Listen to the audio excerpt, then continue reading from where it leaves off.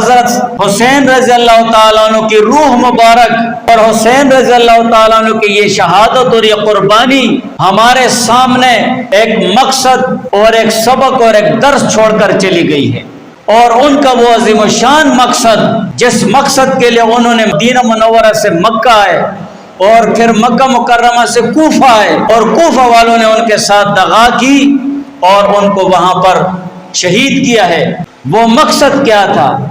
ان کی شہادت اور ان کی قربانی اپنے آنکھوں کے سامنے انہوں نے اپنے اہل و عیال اور تمام اہل بیت کو قربان کر کے دیکھا ہے۔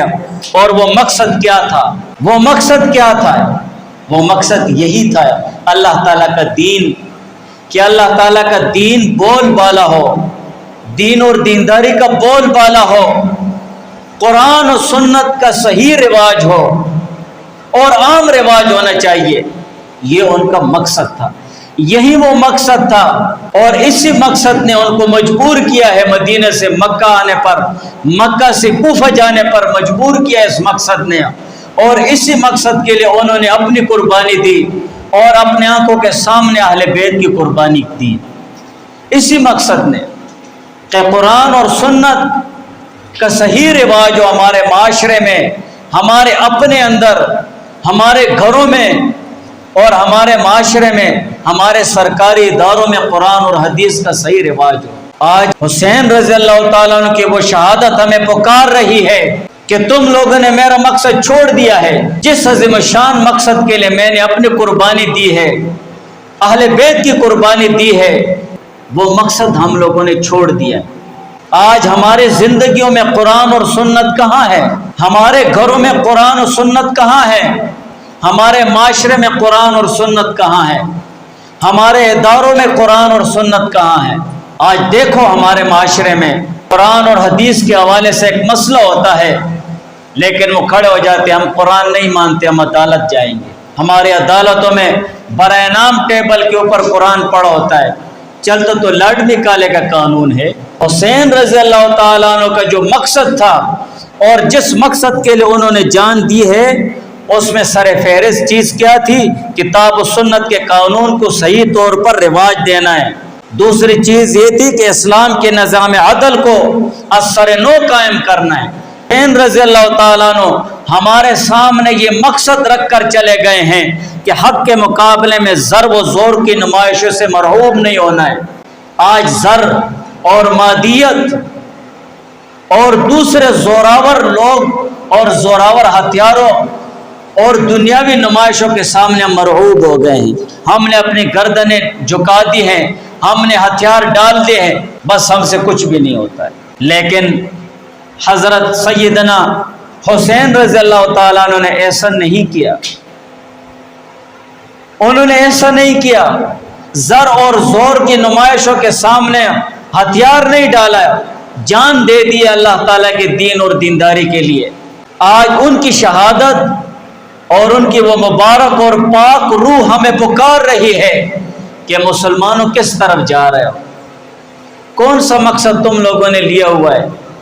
ہمارے ارادے کمزور ہو گئے، ہمارے دل و دماغ پر یہودیت، نصرانیت اور مشرکانہ سوچ وہ غالب ہو گیا ہے، ورنہ مسلمان تو سیدھے سادے لوگ ہوتے ہیں، سیدھے سادے، بس محنت کش ہوتے ہیں، طوفانوں کے سامنے آتے ہیں تو طوفان بھی رخ بدل دیتے ہیں،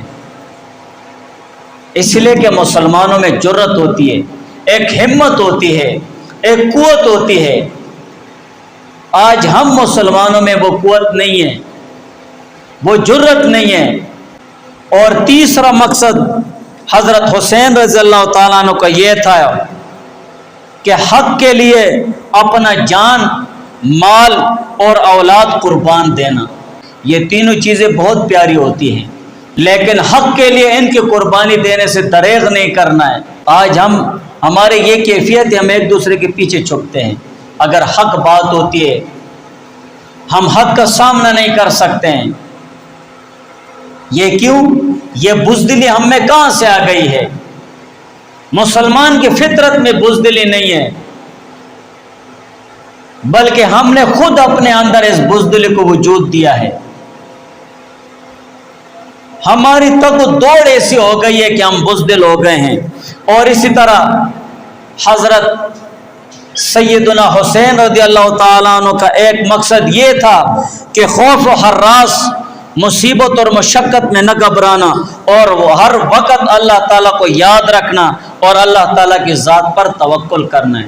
وَمَن يَتَوَكَّلْ عَلَى اللَّهِ فَهُوَ حَسْبُهُ، جو انسان اللہ تعالیٰ کی ذات پر توکل کرتا ہے، بھروسہ کرتا ہے، اللہ تعالیٰ اس کے لیے کافی ہو جاتا ہے۔